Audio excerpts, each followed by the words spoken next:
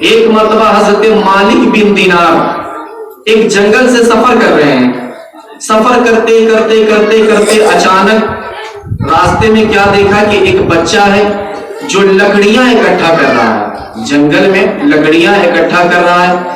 مالک بن دینار کے ذہن میں یہ بات آئی, سوچا کہ اس بچے کو سلام کر لیتا ہوں. لیکن پھر یہ خیال آیا, مالک بن دینار اس بچے کو سلام کرے گا, چھوٹا بچہ اس کو کیا سلام کرے گا. آج بھی یہ ماحول, یہ باتیں ہمارے ذہن میں گردش کرتی ہے. آج بڑے حضرات چھوٹوں کو سلام نہیں کرتے, یہ سوچ کر کے چھوٹا ہے کیوں سلام کرے. لیکن حضرت مالک بن دینار 2-4 قدم آگے بڑھے تو دل میں خیال آیا, اے مالک بن دینار تو اس بچے کو سلام نہیں کرتا اس لیے کہ یہ چھوٹا ہے. تیرا نبی نبیوں کا نبی ہے, رسولوں کا رسول ہے, کائنات کا آقا ہے, دونوں جہاں کے مالک و مختار ہے, دونوں جہاں کے آقا ہیں, سرور کائنات ہے, آفتاب ہدا ہے, ماہتاب عطا ہے. تیرے نبی نبیوں کے نبی ہو کر کے جب چھوٹے چھوٹے بچوں کو سلام کر سکتے ہیں تو تم ان کا غلام ہو کر کے چھوٹے بچے کو کیوں نہیں سلام کر لیتا. حضرت مالک بن دینار آئے تو ایک بات یہاں پہ اور میں بولتے چلوں, آپ سلام کرنے میں چھوٹا بڑا کا لحاظ نہ کریں. یہ حق بنتا ہے کہ چھوٹا بڑے کو سلام کرے, لیکن آپ اگر سلام کرتے ہیں تو زیادہ نیکیاں آپ کو ملے گی. لیکن آج کا ماحول بگڑا ہوا ہے.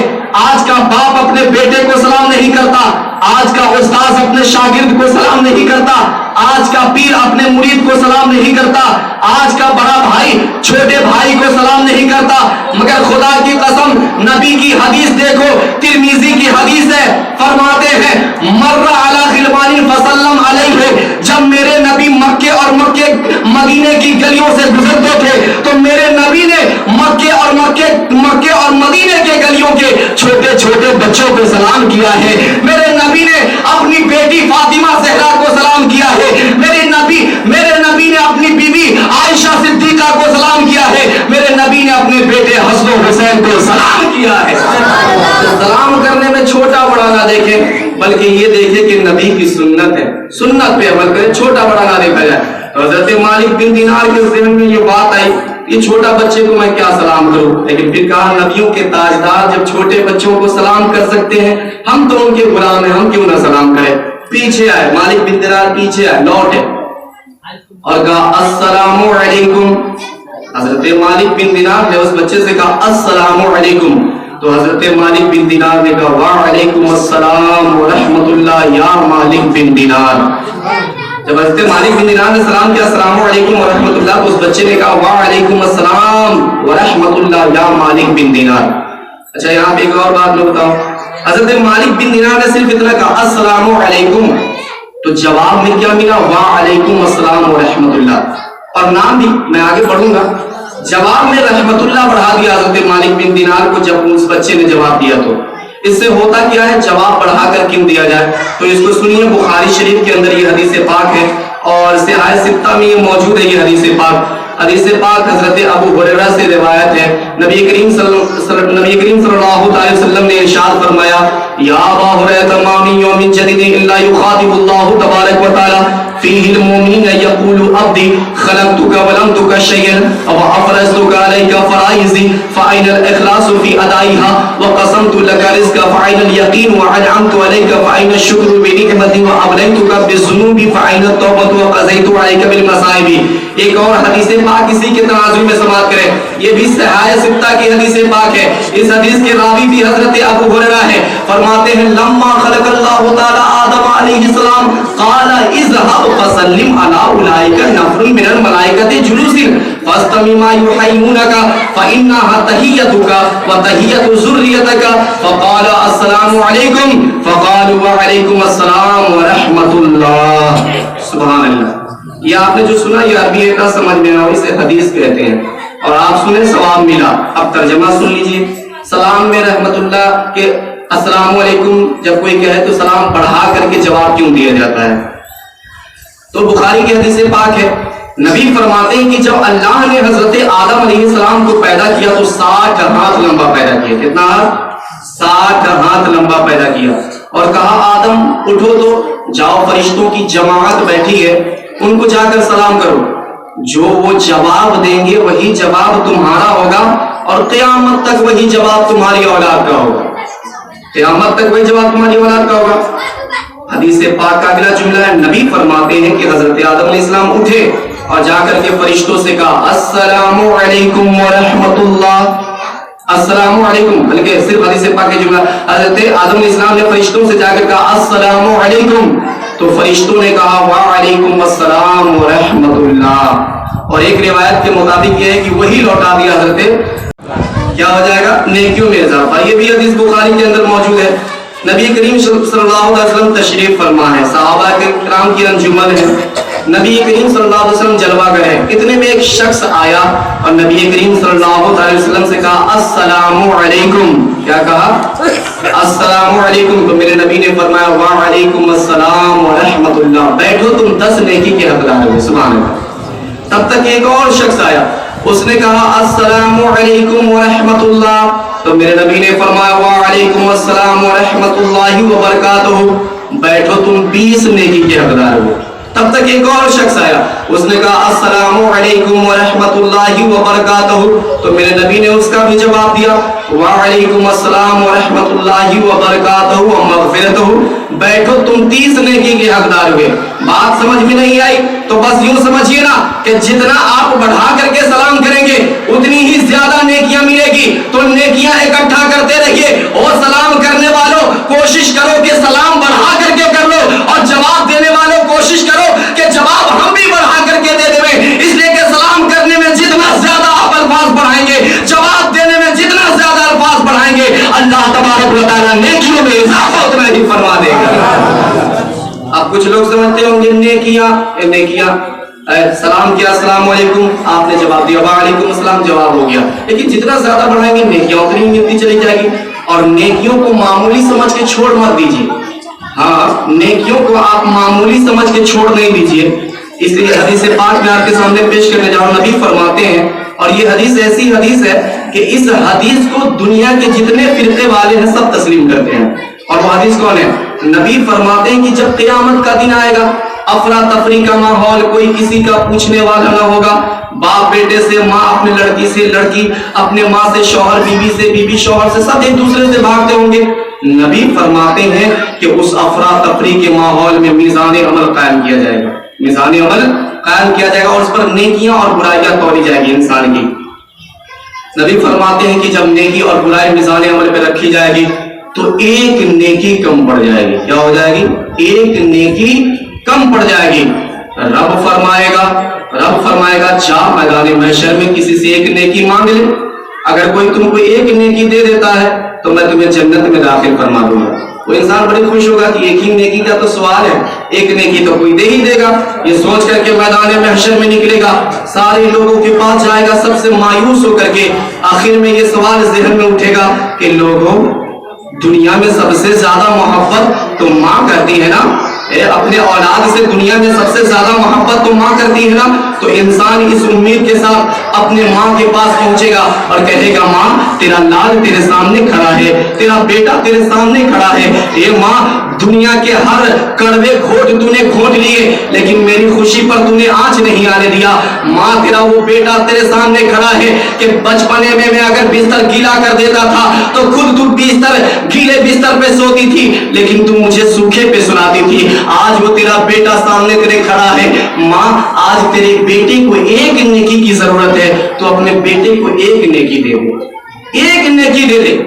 نبی فرماتے ہیں کہ ایک نیکی کے لیے انسان اپنے ماں کے پاس پہنچے گا کہ اگر ماں تو اپنے بیٹا کو ایک نیکی دے دے، اگر تو ایک نیکی اپنے بیٹے کو دے دیتی ہے تو تیرا بیٹا جنت میں چلا جائے گا، تیرا بیٹا جنت میں چلا جائے گا۔ اب سنیے آگے کا جملہ، نبی فرماتے ہیں کہ جب انسان اپنے ماں سے کہے گا ماں ایک نیکی دے دے تیرا بیٹا جنت میں چلا جائے گا، تو ماں کا جواب کیا ہوگا معلوم ہے؟ ماں اس وقت کہے گی تو میرا بیٹا ہے، میں تمہیں نہیں پہچانتی، تو میرا بیٹا ہے، میں تمہیں نہیں پہچانتی۔ اب آپ خود فیصلہ کیجئے کہ جو سب سے زیادہ آپ سے محبت کرتی، ہم سے محبت کرتی ہے، میدان محشر میں وہ ہمیں پہچاننے سے انکار کر دے گی، کیوں؟ اس لیے کہ ماں کو خود کی پڑی ہوگی، اپنے اعمال کی خود کی پڑی ہوگی، تو ماں جب نیکی دینے سے انکار کر دے گی تو پھر میدان محشر میں نیکی کون دے گا؟ یہ دوستوں کا سرکل جو موبائل پر گناہوں کی دعوت دیتے ہیں، یہ جو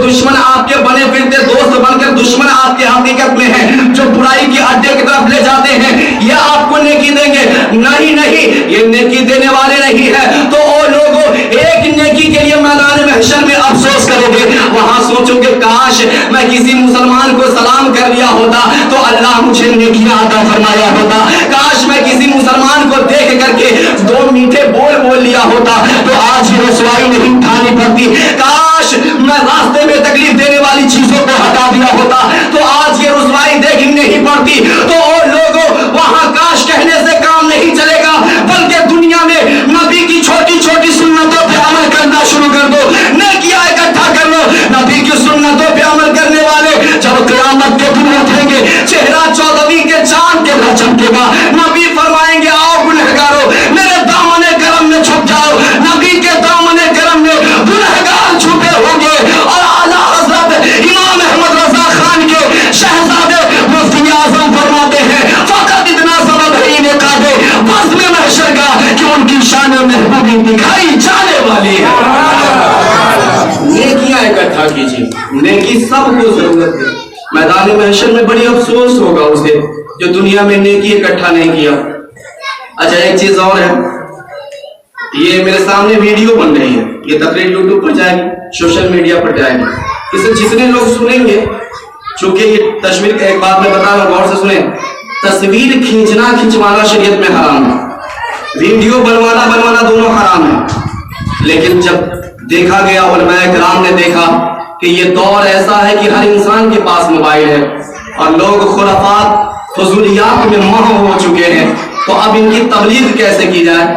तो कुछ उलमाए किराम ने इसे जायज किया कि अब नात और वीडियोस बना करके तकरीरें और अहादीस करीमा डालो, ताकि कम से कम जो फजूलियात लफ्ज़ियात में मशगूल है वो अच्छी चीजें देखें और उससे वो फैज़ हासिल करें और वो नेकी की तरफ गामज़न हो जाए। लेकिन इसका कुछ लोग गलत फायदा उठाते हैं। ये स्टैंड जिसका है, ये मोबाइल जिसका, मोबाइल तो मैं नहीं बताता हूँ, लेकिन ये स्टैंड जो जिसका भी है वो गलत काम करता है। मैं मजबूरन यहाँ ला करके रखा हूँ क्योंकि इससे अच्छा काम हो जाए, शायद उसका फायदा हो जाए। लेकिन ये बच्चे वीडियो बनाते हैं और इनसे पूछा जाए क्यों बनाते हैं वीडियो, वीडियो बनाना हराम होता तो मौलाना साहब क्यों बनवाते हैं, मौलाना साहब वीडियो क्यों बनवाते हैं। तो देखो, आम की चटनी और आम के अचार में बहुत फर्क है, आम का पका होना और खट्टे होने में बहुत फर्क है। याद रख लो, ये मौलवी की तस्वीर कशी या मौलवी साहब के तकरीर की वजह से ये वीडियो जायज नहीं हो जाएगा। अगर जायज है तो सिर्फ इस बिना पर कि अल्लाह और रसूल के फरमान इस तक जाए। अगर अल्लाह और रसूल का फरमान अगर मैं इस वीडियो में डालता हूं तो जायज है, वो भी कुछ उलमा के करीब। अगर मैं अल्लाह और रसूल का फरमान नहीं सुनाता हूं, वीडियो के सामने आता हूं, तो यह हराम अशद हराम है। और सुनिए, एक बात और सुन लीजिए, एक हदीस पाक के मुताबिक मफहूम है, जो तस्वीर खींचते और खिंचवाते हैं उसका कितना बड़ा सख्त वईद है। नेकी मैदान महशर में एक नेकी के लिए लोग तरसेंगे, एक नेकी के लिए, और यहाँ नेकी जाया कर रहे हैं लोग। देखिए, नबी फरमाते हैं, नबी के फरमान का मफहूम है कि क़यामत के दिन जिसको सबसे छोटा आजाब होगा उसको आग का जूता पहनाया जाएगा, और जिसको आग का जूता पहनाया जाएगा उसका भेजा खोलता होगा, और वो ये कहेगा कि मुझसे बड़ा आजाब किसी को नहीं हो रहा है। जिसको सबसे छोटा आजाब होगा वो कहेगा कि मुझसे बड़ा आजाब किसी को नहीं हो रहा है। और एक हदीस पाक के मुताबिक मालूम है, ये छोटा आजाब वालों का मामला है, और जो सबसे बड़ा आजाब जहन्नम का होगा वो कितना सख्त होगा। और फरमाया जाता है कि सबसे सख्त आजाब उसको होगा जो तस्वीर खींचता और खिंचवाता है, वीडियो बनाता और बनवाता है। तो अगर मेरी बात, अगर मेरे बच्चे, मेरे भाई, मेरे दोस्त सुन रहे हैं तो बंद कीजिए, इसलिए कि मरना आपको भी है, मुझे भी मरना है। आप यहाँ यूट्यूब पर कुछ गाली लफ्ज़ियात फजूलियात आप बना करके यूट्यूब पर डाल देंगे, आपका इंतकाल हो जाएगा, हमारा भी इंतकाल होगा, सबको इस दुनिया से जाना है, और ये तो हमेशा मौजूद रहेगी ना। तो जब जब लोग इसे देखेंगे, आप तो गुनाह करके चले गए हैं, वो भी गुनाह में मुलव्विस होंगे और वो गुनाह आपको भी आधा मिलता रहेगा।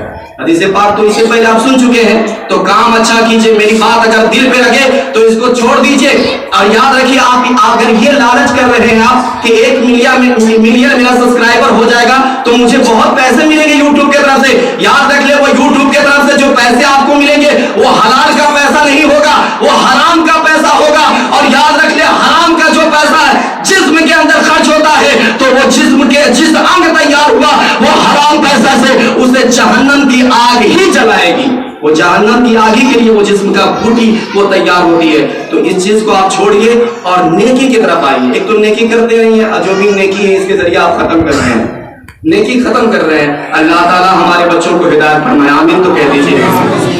तो बात नेकी की चल रही थी और सलाम की। तो मालिक बिन दिनार से क्या कहा उस बच्चे ने, वालेकुम अस्सलाम या मालिक बिन, वालेकुम अस्सलाम व रहमतुल्लाह या मालिक बिन दिनार। तो हजरत मालिक बिन दिनार को बड़ी हैरत हुई, अरे मैं इस जंगल में कभी आया ही नहीं, मैं इधर से तो कभी गुजरा ही नहीं। उस बच्चे से पूछते हैं, ए बच्चा, मैंने तो कभी कभी तुमसे मिला नहीं, मैंने अपना नाम बताया नहीं, मैं इस इलाके में कभी आया नहीं, इस जंगल से मैं कभी सफर किया नहीं, कभी नहीं किया, तुम मेरा नाम कैसे जानते हो? तो उस बच्चे ने कहा, ये मालिक बिन दिनार, ये अलग बात है कि आप मुझे भूल गए मगर मैं आपको नहीं भूला। सुभान अल्लाह। तो मालिक बिन दिनार ने कहा, मुलाकात कब हुई, पहले ये तो बताओ कि मुलाकात कब हुई। तो हजरत मालिक बिन दिनार से उस बच्चे ने कहा, ए मालिक बिन दिनार, आपको याद नहीं है अल्लाह तबारक व तआला ने जब दुनिया बसाना चाहा तो तमाम इंसानी को रूह को पैदा फरमाया। हमारी आपकी सबकी रूहें वहां पर थी। क़यामत तक जितने लोग पैदा होने वाले हैं अल्लाह ने तमाम की रूहों को इकट्ठा कर फरमाया, सबको, और सबकी रूहों को वहां इकट्ठा रखने के बाद आलम अरवाह में अल्लाह ने पूछा था, अलस्तु बिरब्बिकुम, क्या मैं तुम्हारा रब नहीं हूं, क्या मैं तुम्हारा रब नहीं हूं? तो एक मालिक बिन दिनार जब रब ने ये सवाल किया था, अलस्तु बिरब्बिकुम, सारी रूहें वहां पे मौजूद थी, सबकी रूहें मौजूद थी, आपकी भी रूह वहां पे थी और मेरी भी रूह वहां पे थी, आपकी रूह आगे थी और मेरी रूह पीछे थी, आपकी रूह भी चमक रही थी और मेरी भी रूह चमक रही थी, आपने मुझे देखा था, मैंने आपको देखा था, ये अलग बात है कि आप मुझे भूल गए, मैं आपको नहीं भूला। सुभान अल्लाह। आप मुझे भूल गए, मैं नहीं भूला। अब मालिक बिन दिनार जब इतना सुनते हैं हैरत में आ गए मालिक बिन दिनार, कहा ये बच्चा बहुत पहुंचा हुआ मालूम होता है, ये अल्लाह का बहुत करीबी बंदा मालूम होता है। तो हजरत मालिक बिन दिनार दो सवाल पर बहुत दिन से अटके हुए थे, दो सवाल पर। तो हजरत मालिक बिन दिनार सोचे कि इस सवाल का जवाब ये बच्चा जरूर देगा, जो अल्लाह का इतना करीबी बंदा है, ये सवाल का जवाब इसके पास जरूर होगा। तो मालिक बिन दिनार ने कहा, ये बच्चा तो बहुत करीबी मालूम होता है अल्लाह का, मेरे पास दो सवाल है, इसका जवाब दे दो। तो उस बच्चे ने कहा, मालिक बिन दिनार सवाल क्या है आपका? तो हजरत मालिक बिन दिनार ने कहा कि पहला सवाल मेरा ये है कि नफ्स किसे कहते हैं, नफ्स किसे कहते हैं, और दूसरा सवाल ये है मेरा कि दिल किसे कहते हैं। नफ्स किसे कहते हैं और दिल किसे कहते हैं। अब आप भी फर्क समझ लें। बसा औकात ऐसा होता है ना कि कभी कोई बच्चा बदमाशी कर रहा है तो आप कहते हैं, दिल तो ये कह रहा था कि दो चार थप्पड़ लगा दो उसको, तो याद रखिए वो दिल नहीं कहता बल्कि वो नफ्स कहता है। अब सुनिए, नफ्स और दिल में फर्क बता रहे हैं वो बच्चे, क्या बता रहे हैं। मालिक बिन दिनार ने कहा, नफ्स किसे कहते हैं और दिल किसे कहते हैं। तो हजरत मालिक बिन दिनार से उस बच्चे ने कहा, ए मालिक बिन दिनार, जब आप रास्ते से गुजर रहे थे आपके ज़हन में ये बात पैदा हुई कि इस बच्चे को सलाम कर लिया जाए, ये आपके दिल की तरफ से था। सुभान अल्लाह, ये दिल की तरफ से था। फिर सोचा है छोटा बच्चा ही तो है, क्यों सलाम करे, तो ये आपके नफ्स की तरफ से था। फिर सवाल ज़हन में पैदा हुआ ना, छोटा हो गया तो क्या हो गया, मेरे नबी जब छोटे बच्चों को सलाम कर सकते हैं तो मैं छोटे बच्चे को क्यों ना सलाम करूं, तो ये आपके दिल की तरफ से था। बात अब आपको समझ में आ गई होगी।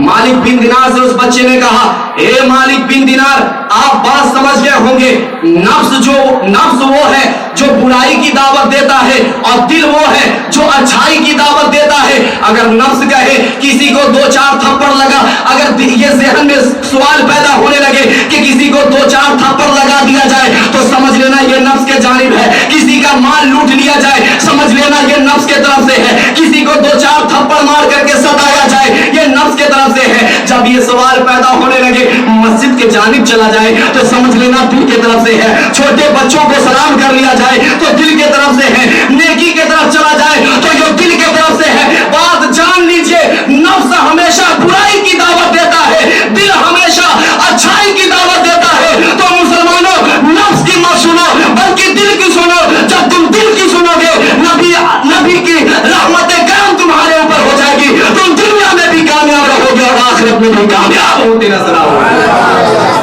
तो जो ज़हन में खुराफात चीजें पैदा होती है ना, वो नफ्स की तरफ से होता है, और जो अच्छी चीजें आते हैं ज़हन में وہ دل کی طرف سے ہوتا ہے. تو دل نفس کی باتیں چھوڑے, دل کے اوپر فوکس کرے. تو بات امام جعفر صادق کی ہے. اب معلوم ہے وہ بچہ کون تھا, اب جان لیجیے وہ بچہ کون ہے.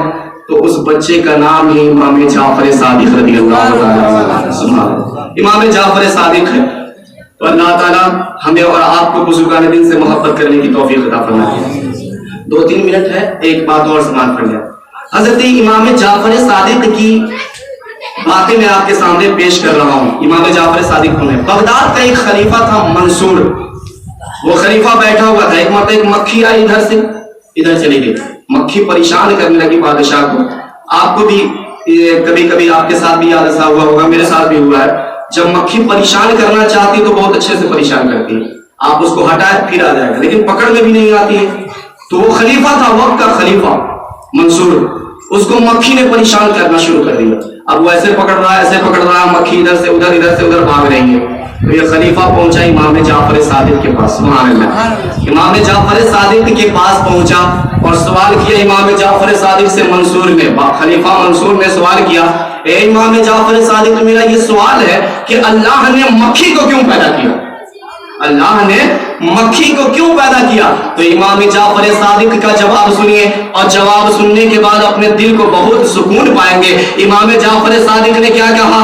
سنو, اللہ نے مکھی کو اس لیے پیدا کیا کہ ظالم و جابر کو اللہ تبارک و تعالیٰ ذلیل کر سکے. ظالموں, بات بہت بڑی کر دیا میں آپ کے سامنے, سمجھ میں نہیں آئی ہو. ظالم و جابر لوگوں کو اللہ تعالیٰ ذلیل کر سکے. بات نہیں سمجھ میں آئی تو اور آسان کر دیتا ہوں. یہ مکھی انسان کو اپنی اوقات بتا دیتی ہے, چاہے وقت کا وہ بادشاہ ہو, چاہے وہ رہنے والا ایک جھوپڑ پٹی کا فقیر آدمی ہو, مکھی اسے بھی پریشان کرتی ہے, مکھی اسے بھی پریشان کرتی ہے. تو بڑا آدمی اپنے آپ کو یہ نہ سمجھ لے کہ میں دنیا کا سب سے بڑا آدمی ہوں.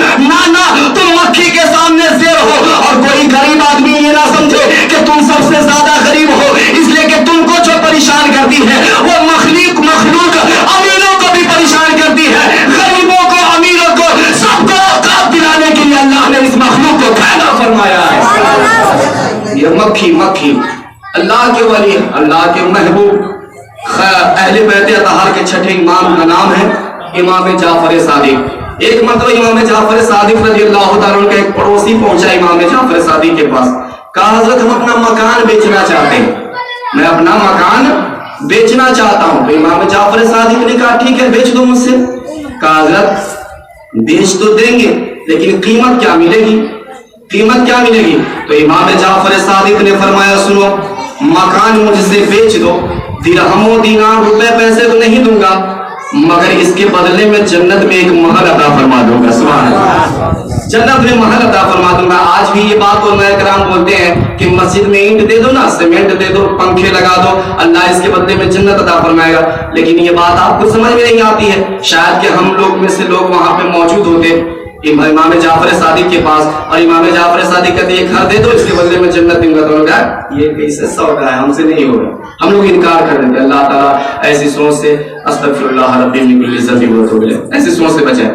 تو اس نے کہا حضرت یہ مکان میں بیچنا چاہتا ہوں. امام جعفر صادق نے کہا مجھ سے بیچ دو, میں دنیا میں درہم و دینار تو نہیں دوں گا, روپے پیسے نہیں دوں گا, مگر اس کے بدلے میں جنت میں ایک محل عطا فرما دوں گا.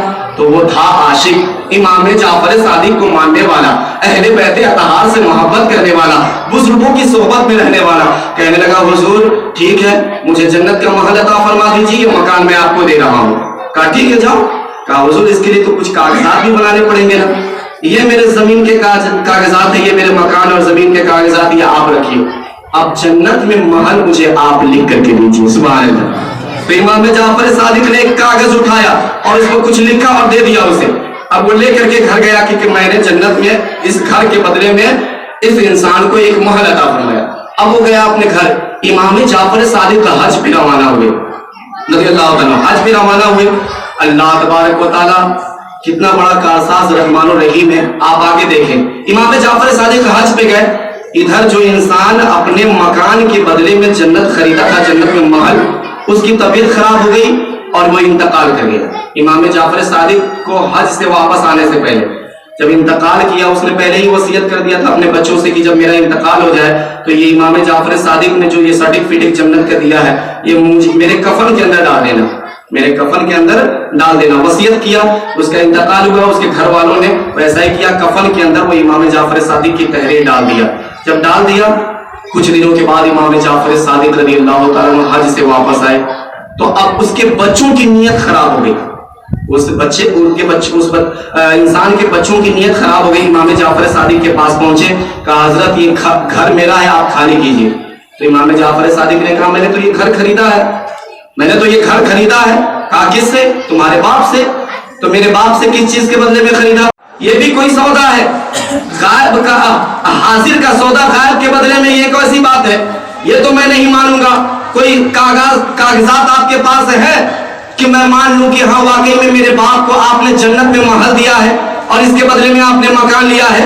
تو امام جعفر صادق نے کہا سنو, جس وقت تمہارے باپ نے مجھ سے جنت کے بدلے میں یہ محل دیا تھا وہاں پہ کوئی تھا تو نہیں, لیکن جاؤ اگر تم کو وشواس نہیں ہوتا تو اپنے باپ سے ہی پوچھ لو.